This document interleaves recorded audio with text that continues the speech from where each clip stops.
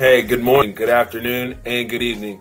Welcome to Monday Meditations with Wine. I'm Chuck Nix, the Bearded Wino, and we've got another really fun episode today. We're interviewing people in the hospitality space that are doing things to expand hospitality culture in the South. I've got a really good friend, and we go way back to, as most of you know, I cut my teeth in the business in Memphis. I've got a friend from way back in the day. Erin Buchwald is going to be here talking with us about what she has going on, because she has traveled around the country from New York to Memphis and now back to Mississippi. She's doing great things for the community in the space. So we're going to get her in here and we're going to talk about it now. Before we dig into all of that, some announcements here at Bravo.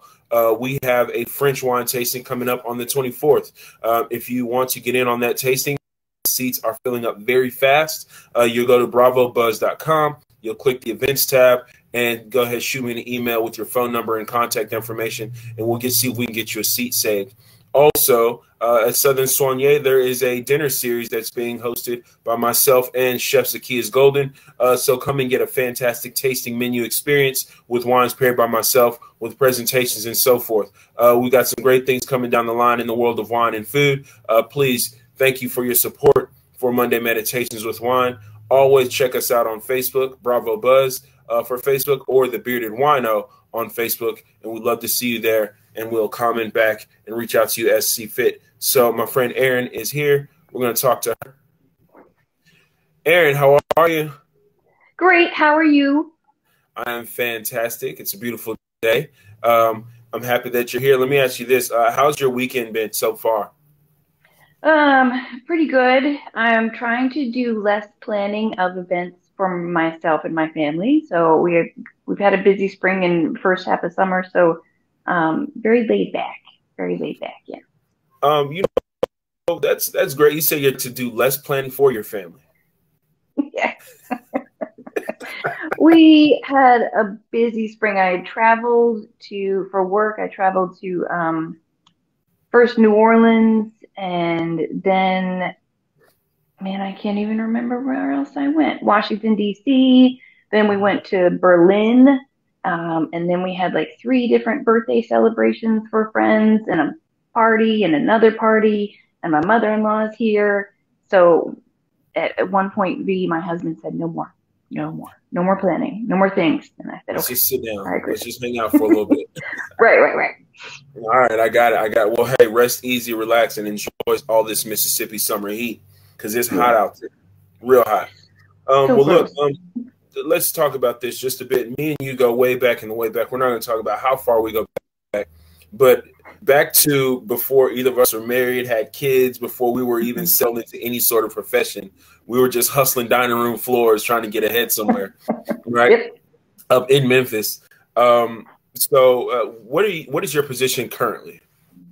I am with the Mississippi Hospitality and Restaurant Association. I am the Member Services and ProStart Coordinator. And Okay. Member Services, you want just to elaborate, Member Services is for helping out restaurants, either from, if you're opening up a new restaurant, I can help you go out and look at the site plan before you call the health department and they say, no, you need this and this and this, and Right. It'll take longer. I can help expedite that process. I can help expedite your health permit process, because if you leave something off, then they're going to catch it. It's going to be slower. So I can say, fix this, this, and this, and then help you send it in. I can also help with customer service. If you have a customer service training, or marketing, or if you need something and I can't do it, or none of us can do it, we can find somebody that will do it. And ProStart is something else. Yeah, well, I was going to say, with the member services part, there's a lot of there's valuable resources there, and there's lots of businesses here. Most restaurants are popping up all over the city.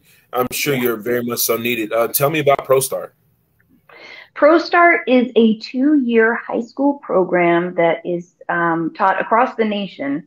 We've got 36 program schools here in Mississippi right now, but it is a course that teaches kids culinary skills, restaurant management, food service, from safety to front of house to back of house, everything that you need to know to get into the restaurant business and be prepared to start a career in the restaurant business.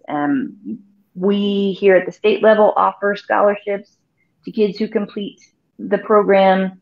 Nationals offer scholarships, and there are other scholarships available that you can take to go on to get your post-secondary education, whether it's culinary school or a hospitality management degree. So it's really cool program. I wish it had been in existence when I was in high school, because maybe I wouldn't have been so trying to figure out what to do with my life. But we've got a lot of good stuff planned. And Mississippi has been behind for a few years.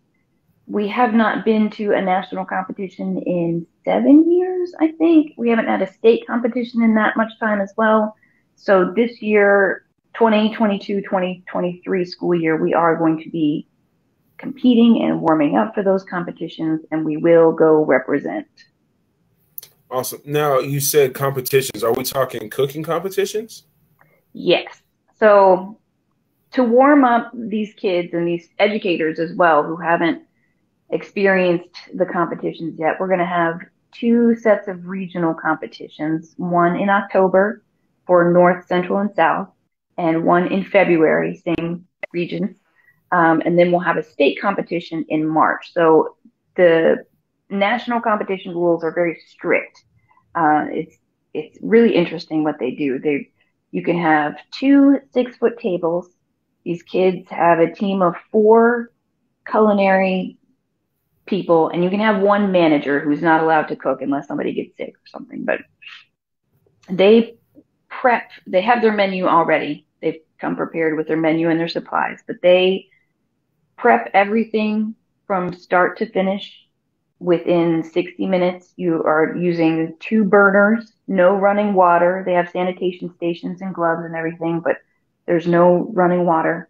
And they prepare these meals that are beautiful and amazing and stuff that I can't even do at home for myself. And it's just, I can't even think of another word besides amazing, impressive. And they will make an appetizer, an entree, and a dessert, and they all have to be, certain ounceage, certain, portion size, and they have one for the judges to eat, and one meal for display for other people like me to go by and be like, "Ooh, I wish I could eat that." Right. So those rules, you can't just spring on somebody that hasn't been there in 7 years. So we're warming up with regional competitions, and by the time we get to state, we will have all those rules in place so that we will be prepared for the national competition in Washington, D.C. Now, first off, there's a lot to unpack there, because one, I think it's amazing. You're talking about high school kids in a cooking competition in sort of a Top Chef sort of setting almost, right? Mm-hmm. The fact that they're coming from Jackson and they don't get to use running water, there's probably a bit of a curve that they get to use there. They have an advantage. That was a little bit of a jab at the water situation here, but no, the beauty of it is, right, we're talking about a cooking competition for kids in Mississippi. This is an amazing opportunity. You're heading a lot of this stuff, and you're doing a lot of the organizing there. I think it's fantastic. I think it's great, and I think that it's something that a lot of people don't know about. Like, I don't think that we even knew here in the city. Certainly, I didn't know. You enlightened me to this. I didn't even know that we had this sort of a thing for the youth and for the young adults coming up in this business. That's got to instill a lot of pride in our industry. It's got to. I hope so. I want to, since there hasn't been someone in this position for so long, I think that's why it kind of fell behind. I mean, there's still schools teaching it, but no one to go and support those schools with the resources that we have through nationals and that we get. So I'm really looking forward to, supporting those schools with, just face-to-face visits and getting industry involved more. I know that that your place knows about ProStart and knows that it exists, but there are so many other places that don't know that. And right now they need these kids because they're graduating with all this knowledge already. They can, some of them they choose not to go to a post-secondary education. They just want to go right into the industry, but they have all this knowledge, and people like you guys can shape them into the employees that you want because they're fresh and they already know how to cut an onion or talk to customers mostly. There's also a management competition. So there's culinary and a management side as well. But so these kids are prepared to do these things, and I need industry involvement to say, hey, we want to come do a demonstration, or hey, can you come take a tour of the restaurant? This is our real kitchen, and this is where we, make wood-fired or brick oven pizzas, and they need that, especially after the pandemic where they were learning over this. You can't learn that over this. That's so. No, I think it's it's awesome. Our industry is one that doesn't get a lot of recognition, doesn't get a lot of publicity, and is always viewed as sort of like the second chance or a means to an end. This kind of puts people in place to say, no, this can be, the path, right? This can be the purpose that you're fulfilling. Look, and you've been in hospitality for a little while, though, so you've got some love for this business, much like myself. Okay, now just for context, me and Erin go back to when I was starting as a server at Houston's restaurant in Memphis, Tennessee. Okay, now you, Erin, also worked in New York as well, correct? Yes. Yeah. And you worked with Chef Samuelson's place, right? I did. And I didn't know how big of a deal that was at that time. My first day, I think it was my first day, someone just walked me around the restaurant and they were like, well, this is Chef Marcus Samuelson. I was like, hi, nice to meet you. Okay, cool. And,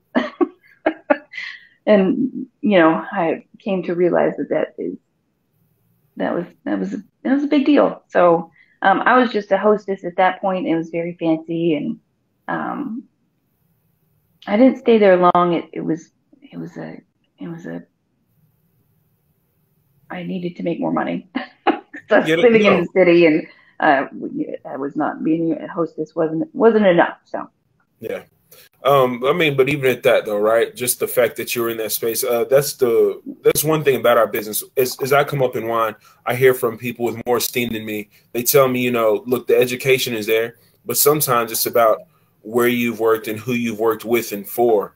And the fact that you were in that environment probably gave you some insight into another level of service, right? Even for the short period of time, I know there had to be an amazing amount that you learned as a host. Yeah, it was a different level because at this point, through high school and college, I had worked at like Garfield's and Chili's and places like that fast casual dining. And then I got to Aquavit, and they were like, this is how things are done, and you will do it this way, and this is how you walk when you go to the table with a guest, and this is what you say. And I was like, what? How, what? It was very overwhelming, even just to be a hostess. So I can't imagine at that point in my life, I could not imagine like being a server there and doing wine service. And the Aquavit, they had big glass jars of aquavit, like infusing with fruits and spices, and they had this one and this one and this one. It was really interesting to learn from the bartender about that process as well. But yeah, I did learn a lot, and mostly how to talk as little as possible to the guests, because it was weird coming from the South. You talk to everybody and you're very friendly, but at this place it was, Well, look, even our time, but even our time at Houston's. I mean, I'm sure you remember they had the silent service concept, right? Where you only said what was needed to be said, right? Yeah.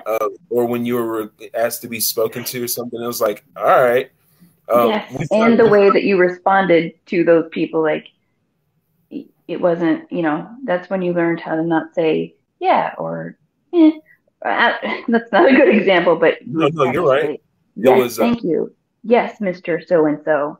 Yes, Mrs. So and so. Absolutely. And I certainly. still say absolutely to this day, like absolutely. I'm still in absolutely and certainly, and Hmm. I don't say y'all. I can't even get. I can't even make myself say y'all at Me a neither. table. Right? But those, with that level of comportment, though, those little fine intricacies, those are the things that set servers apart on the floor today. Hmm. We don't see that kind of training like what you're doing at ProStart. And hats off to you there. Now let's just talk about it. What does a day look like for you? You wake up, you go to work. Like, what does it look like? Day in the life. Well, first I have to drop off Sir Humphrey Waffles at doggy day camp so he can go and play. So I get to work and, do the regular check the emails, answer the emails. Right now, I am trying to plan a bartender competition as a fundraiser to raise money for ProStart for the Mississippi Restaurant Association Education Foundation. It's a lot. Um, in order to put on these competitions and take kids to DC in the spring. So the bartender competition, we want to have um, bartenders that are employed at our member restaurants enter uh, enter this contest. We want to have a maximum of 10. We're hoping to get that many, and to bring their signature cocktail. And they'll batch a signature cocktail for guests to ticketed guests to come in, and they'll serve, little servings of this cocktail. So you can get it kind of like Sante South, but with Cocktails. cocktails. Yeah. So they'll be able to buy drinks, and we'll be able to make money off of that. That's what we're hoping anyway. We'll ask restaurants to come in with, a certain number of appetizers or, little bites of their Yeah. good foods that they Little choose. samples. Got it. Um, and then have a silent auction and, all the stuff to make some extra money for the kids. So we'll sell tickets, we'll sell VIP tickets. Right now I'm having trouble finding a venue. That is That's tough. So That's right now, definitely. that is the planning. If you know of a venue that would like to participate, you let me know.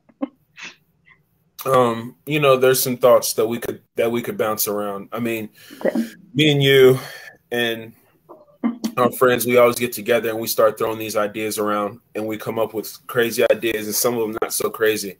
But I mean, we could work something out. What's really cool? You said bartender competition, and look, Mhm. as the wine guy, I immediately started thinking about a song competition to Yeah, raise for a cause, because there's a handful of us that it would be really interesting to see us blind taste together, to see us, trivia together, to do like wine service competitions. It'd be a lot of fun. I mean, we that studied would test on it. Yeah. that would be fun because I have been to your house when there are like three of you and you're like blah blah blah blah blah, and V and I just sit back and we're like, wine is good.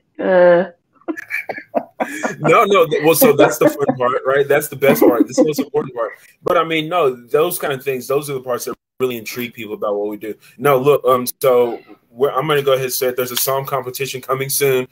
Okay, We're going I to like start it. doing it. All right. But we got to find the venue. So I'll do some work Right. to help us get that together. Okay. Look, so you were in restaurants and then into what you're doing now with MRA Mhm. and ProStart. How much time did you spend in restaurants? I think it was somewhere between 11, I can't remember if it's 11 or 13 years. I started as a hostess, like the first thing, just wanted the job as soon as I was legally able to work, and that's what I got it. Garfield's in Vicksburg, no longer there. Yeah. And then I started waiting tables um, through college.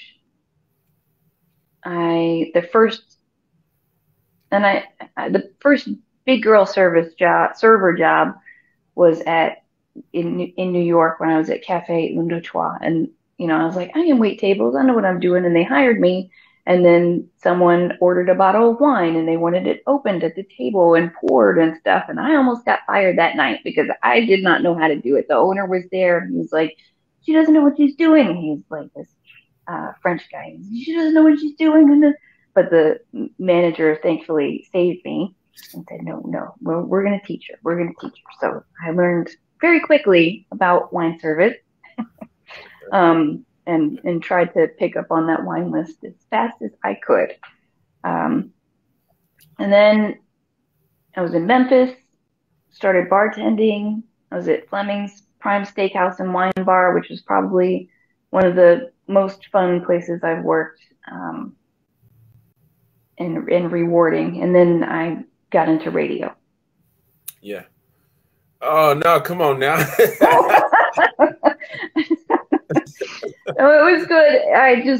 I was making a certain amount of money as a bartender at Fleming's, and it was good.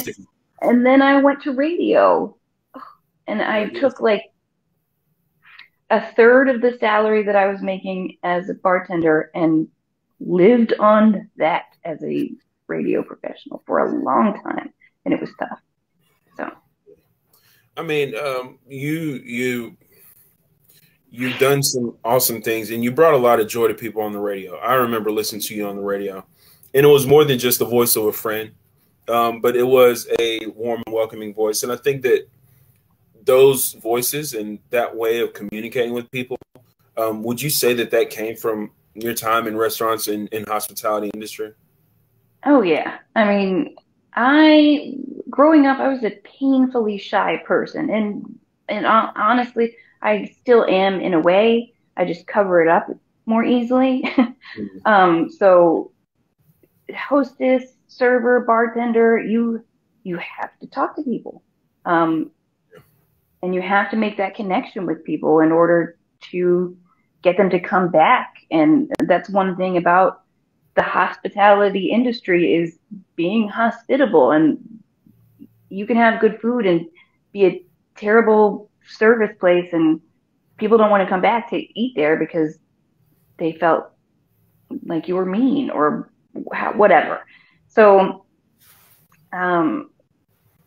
having to go up to a table and say, hey, my name is Erin and blah blah blah, and these are our featured items today, that really helped me open up a little bit, and then with radio even more so. And I enjoyed my time on air most of all, and it's very nice to hear you say that, so I appreciate it. But I enjoy entertaining, and now it just comes so much easier to go up to a stranger and start a conversation, and with new members or prospective members, it just comes so much easier. No, it's you're dope, Erin. That's first. So like, it's because I remember hearing you on the radio in Memphis, right? And then fast forward through life, we're both experiencing life, and then I moved to Mississippi, and then I was at a store, and I got in the car, and I was listening to the radio, and I was like, that sounds like Erin, but she's not on the radio here.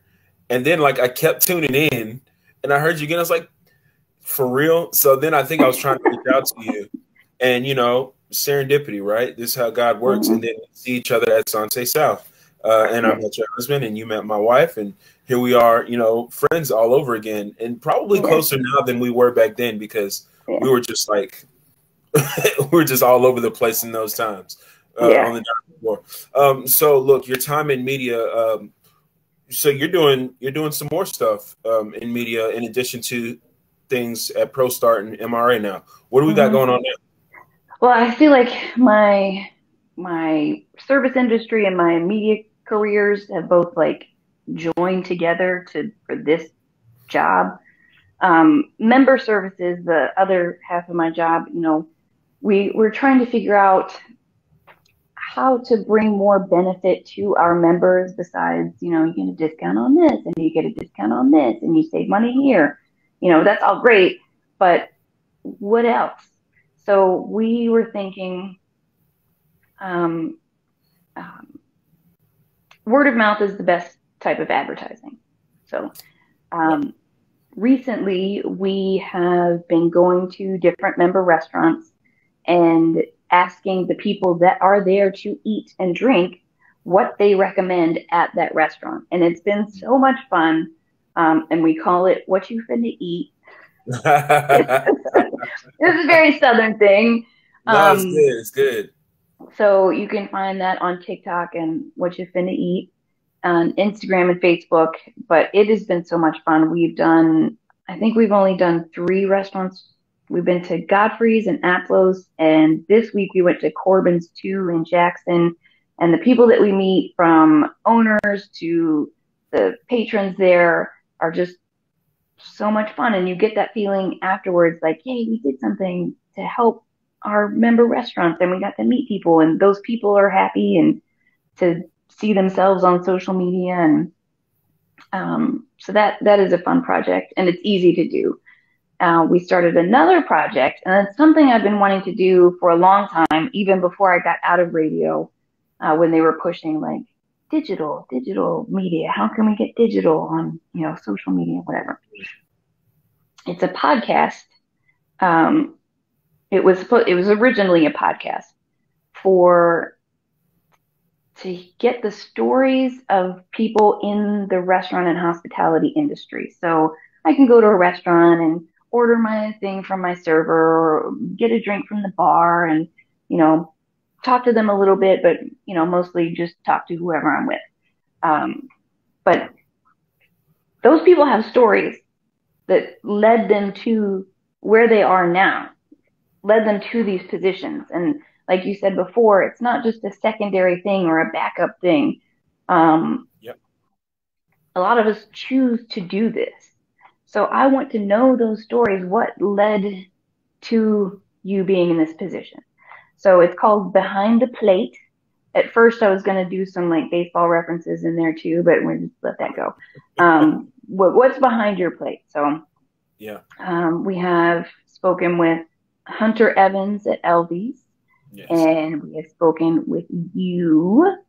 And those are in production right now. So be on the lookout for that. We'll be releasing those soon. It's an interview style, and just talk about the industry and your story and your journey and how you got here, and then some fun stuff too.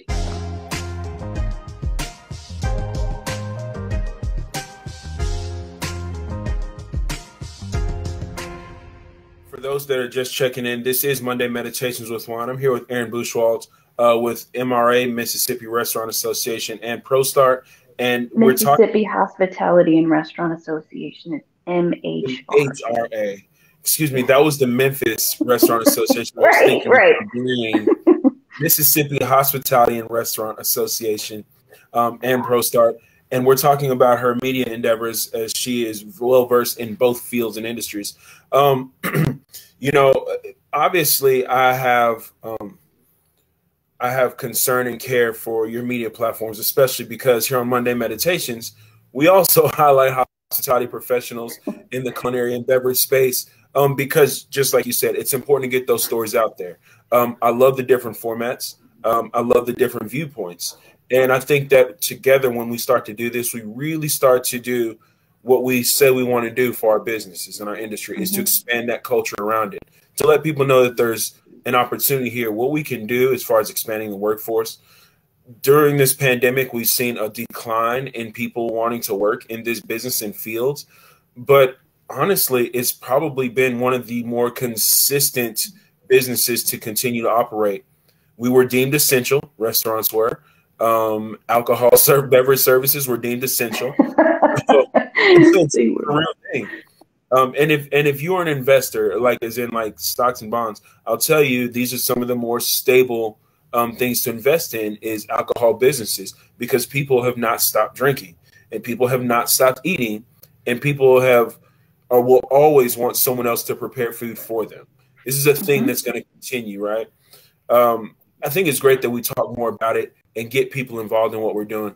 I really do appreciate what you're doing for the culture. I appreciate it 1,000%. Let me ask you this.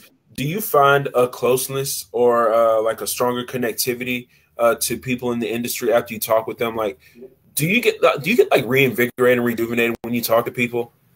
Oh yeah, like when you left the studio when we recorded, I was like,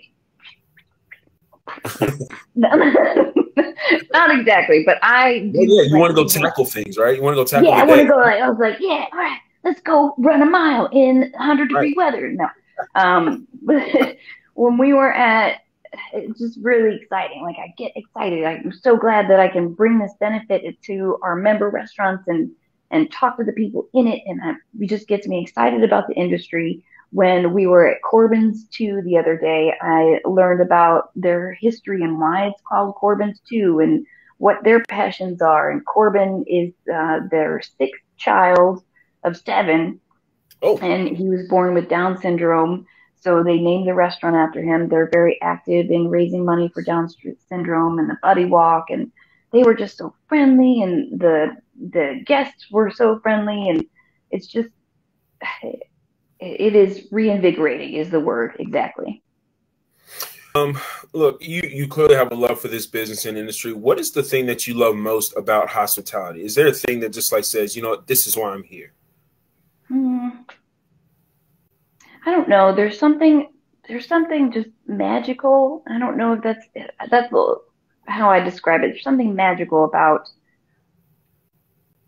providing someone with a cocktail or a glass of wine or a plate of food that you are proud of, whether you made it yourself or someone else on your team made it, and providing it for that person, putting it in front of them, and them enjoying that experience. That whole thing is just satisfying to me and fulfilling. Like this person came here for a good time, a good meal, a good drink, and they left with exactly what they wanted. Yeah. Um, there's there's not a lot of things in life that you can say the same. No. So when it is a successful interaction and experience, it's just great. And even sometimes when it's not successful, and you can make it positive at the end, that is also Magical. yeah, that's exactly It right. is. Yeah. No, you're absolutely right. I think that is one of the things that I also love about this business is what you can create and what you can do for people. I often tell people because our job can also be stressful. There's a lot of focus on the stress part of it. Um, I tell them all the time when the moments are high stress, we're not saving lives. We're selling chicken and steak, but Right. not to lessen what we do. We're not saving lives, but we are absolutely making nights better. We're making memorable experiences that really do make people's lives better. They have better stories to tell over what happened at a dinner table or over a bottle of wine, right? Hmm. Speaking of stories, let's think, right? We could both probably tell some amazing stories about our time at Houston's and in Memphis. So let me think about this. Is there a story? Is there a time? Is there something that has happened in your time in the hospitality industry that you could say is like, you know what? This is amazing. This is funny. This is tear jerking. Do you have any crazy hospitality stories from behind the plate yourself? Right. Um, once, well, I'll tell some not maybe crazy things, but when my time in New York, I did get to sort of meet and sort of wait on a bunch of famous people like Okay. Delta Burke, Okay. Cynthia Nixon, who was Miranda from Sex and the City. I have peppered John Lithgow's salad, and that's not a euphemism. It was actually like, you know, I got Al Pacino said hello to me once. Hey now. um, so that was pretty cool. um, but from Memphis, I think the funniest thing that happened to me was the mayor of Memphis came in and he sat at the bar and he wanted an iced coffee drink. So I was like, I'll make you something. And I got my shaker together and I went back and I got the coffee and I put the alcohol in, and then I put ice in there, and I closed the lid, and I shook it so hard, and then you know what happens when you put Yeah. ice and heat together in a closed space, it explodes. So it blew up everywhere, all over me. I'm dripping with coffee. Like I can see it coming off of my hair and into my eyeballs. And the mayor is just like, and I was like, well, I guess it's okay. I mean, at least it wasn't blue cheese. And he went, ugh. And that's it. He didn't laugh or anything. He was just like, ugh. So I ran away and cleaned myself up and sent the other bartender, like, you go. Like, You gotta go do the thing. so I just like wine stocking at that point. I'm like, just tell me when you leave. It's fine. Oh man. I remember waiting on him a few times, and when he would sit with me, he would always order the Merlot. Whatever. Oh, bless him. Bless him. Yeah, bless him.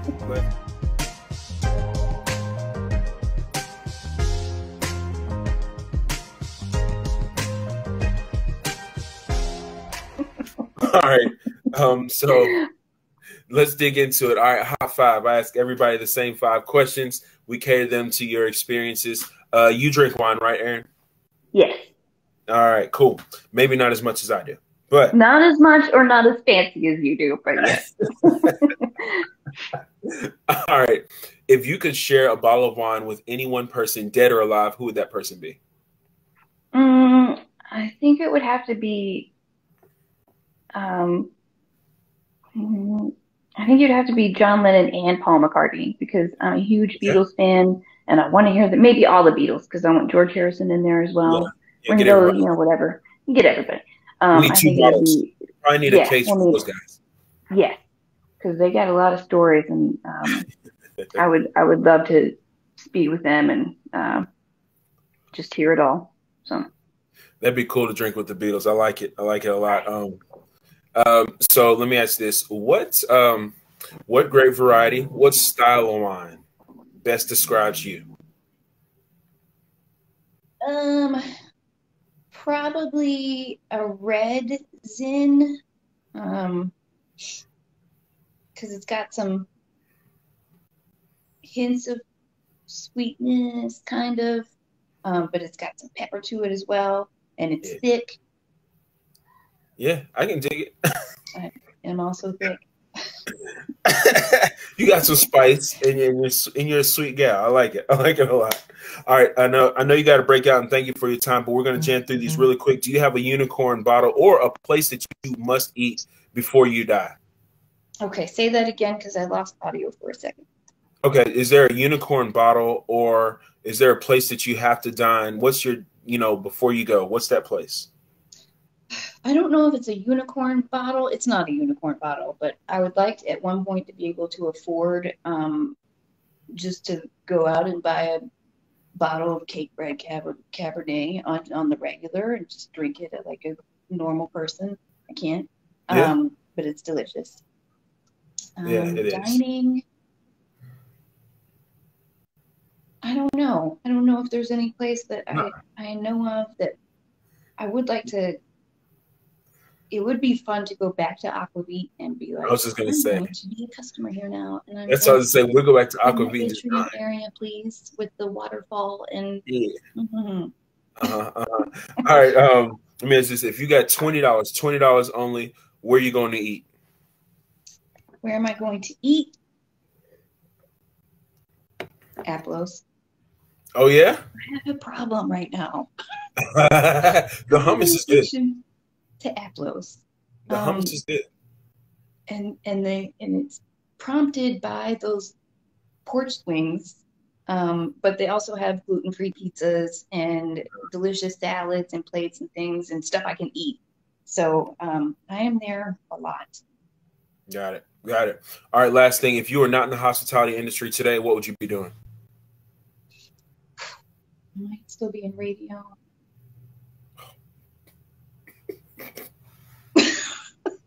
Yeah. I love radio. I love what it should be and what, you know, how it serves the community and the history of it. The industry has changed and it's not the same as when I got in, and you can't make money unless you do everything, all the jobs. And it just makes me sad. So yeah, I'd probably still be there, or that's all I can think. Yeah. Well, it's daunting to be in radio, also in hospitality, but you do it all with grace and style, and you do it magnificently. Erin, thank you so much for your time. I appreciate you. I know you're busy. You got to go do a ton of things. Thank you, thank you, thank you. We will talk again soon. All right. Tell V I said what's up. I will. All right.